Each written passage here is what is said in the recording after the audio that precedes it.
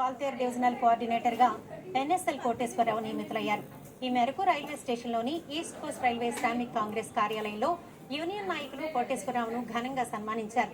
అనంతరం ఆయన మాట్లాడుతూ డివిజనల్ కోఆర్డినేటర్ గా ఉన్నతమైన పదవిని తనకు అప్పగించిన కేంద్ర కార్యవర్గ నాయకులకు ధన్యవాదాలు తెలియజేశారు.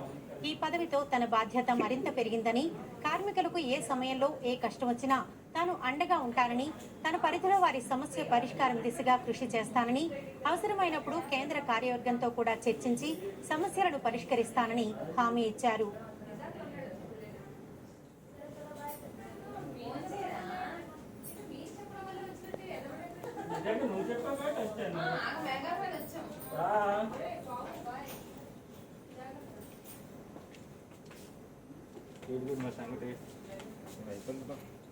మరి ఇంతటి ఘన సన్మానం చేసినందుకు నేను పొగడ్తలతో కాకుండా మీరిచ్చే బాధ్యత మరింత పెంపుడింపు చేసి మరి మీరింత బాధ్యతని మరింత పెంచారు.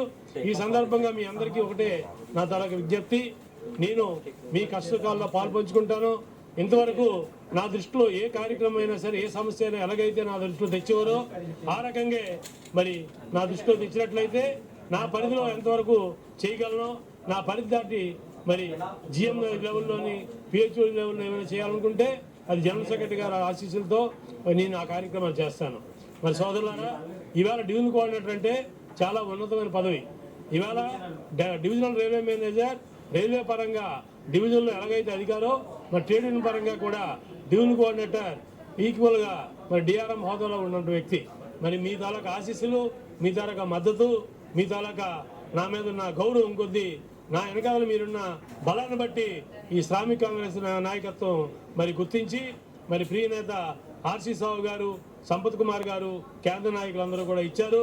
ఈ సందర్భంగా వారికి పేరు పేరున నా యొక్క ధన్యవాదాలు తెలియజేసుకుంటూ మరి ఇంతటి ఘనమైన సన్మానం చేసినందుకు మీ అందరికీ కూడా నా కృతజ్ఞతాభివందనాలు.